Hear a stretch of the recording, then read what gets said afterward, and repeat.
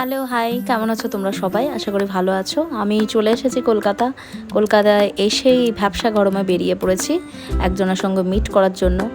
বেশ 1 ঘন্টা জার্নি করার পর যথারীতি পৌঁছে গিয়েছি কালীঘাট মেট্রো স্টেশনের বাইরে। দেখতে পাচ্ছ উনি অপেক্ষা করছিলেন 15 মিনিট ধরে আমার জন্য। আমার কিছু করার ছিল না, মেট্রোটা দেরিতে এসেছিলো।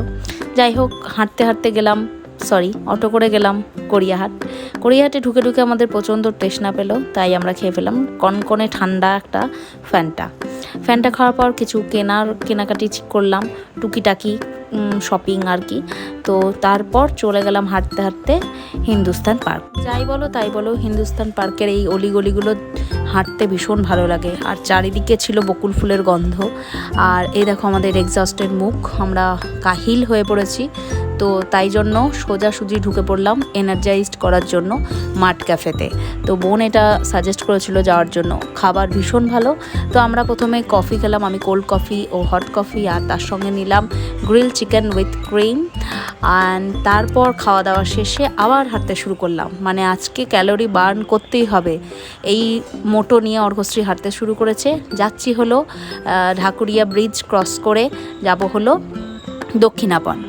আর ওয়েদারটা ভ্যাপসা গরম তো ছিল, তার সঙ্গে হাওয়াটাও দিচ্ছিল।